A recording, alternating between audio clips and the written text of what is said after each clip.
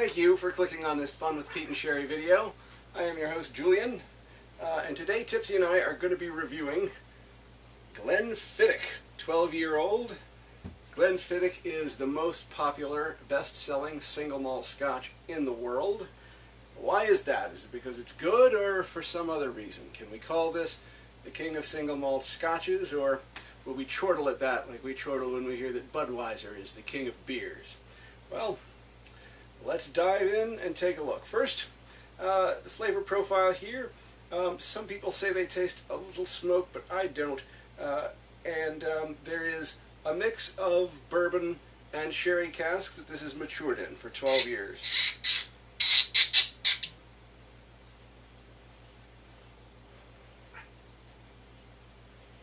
Very,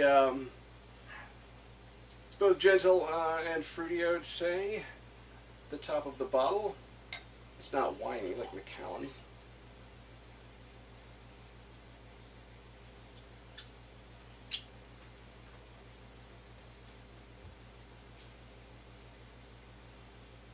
Let's see what we got here. Wow, that is just a spot-on amber.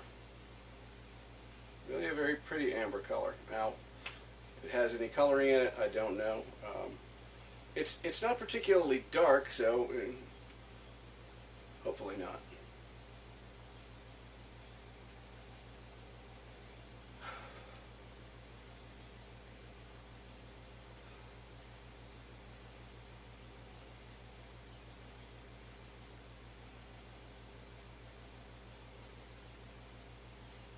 Well, there is definitely a kind of a soft, fruity smell, a fruit juice sort of a smell. Papaya juice.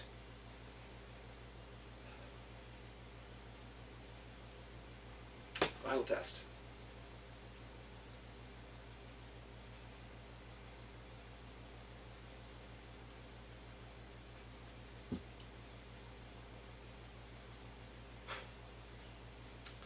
Wow, now there is a tasty dram. I would say that they would appear to be using, for a scotch that is certainly highly mass-produced and available all over the world, they seem to be using pretty good barrels. There's a softness to both the fruitiness from the sherry and the vanilla. They're all very much layered in there. There are no hard edges on things. You don't get that sort of funky caramel and ass taste that you get if you get heavily refilled barrels, or that bitter, sour, winey taste you can get from like cheap sherry barrels.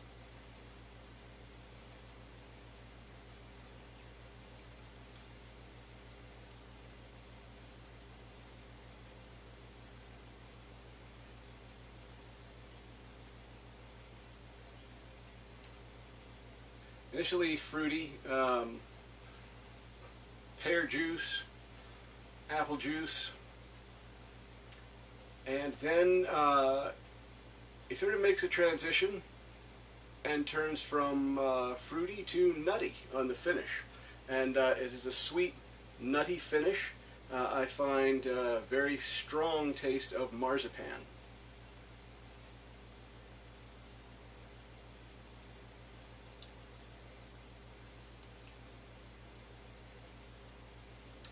And really, a darn fine scotch, and perhaps a bit surprising, and perhaps surprising for me. I know I tend to be contrarian, and this is the best-selling single malt scotch in the world. But of the hyper-popular scotches, which to me would include this, Glenlivet, the most popular single malt scotch in the United States, and Glenmorangie, the most popular single malt scotch in Scotland. Glenfiddich is playing in a quite different game, I think. It's nowhere near as harsh as Glenmorangie. It's much deeper than Glenlivet. That is not to say that this scotch is incredibly complex, but it is very well-rounded.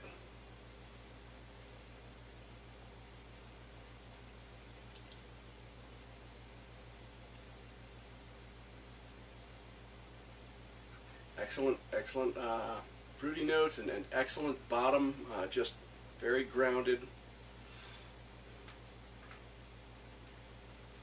The bourbon gives it a very substantive feel. It's not a candy cane scotch.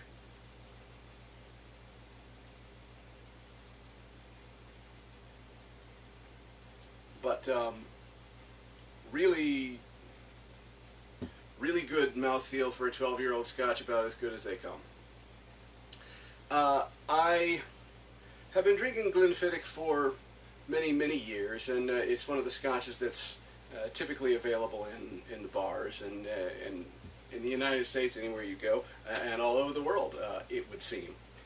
So it's one a lot of people are familiar with, but every time I have it, I